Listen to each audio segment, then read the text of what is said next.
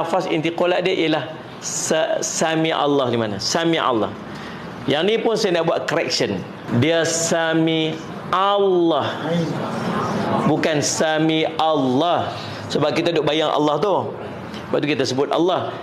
Dia Sami'a. Sami' mendengar. Sami Allahu liman hamidah. Allah mendengar siapa yang memujinya. Kemudian i'tidal. Adapun i'tidal ini mazhab kita Syafi'i tangan lepas. Cumanya hati-hati bila lepas tangan ke bawah ni jangan digoyang-goyangkan tangan tu. Kita qiyam, Allahumma salli Muhammad, dan lafaz dia Rabbana lakal hamdu atau Rabbana walakal hamdu, ataupun yang dibuat oleh sahabat Nabi SAW ni, yang Nabi kata apa, berebut-rebut malaikat Nabi catat. Sami Allahu liman hamidah, Rabbana walakal hamdu, hamdan kathiran tayyiban mubarakan fihi.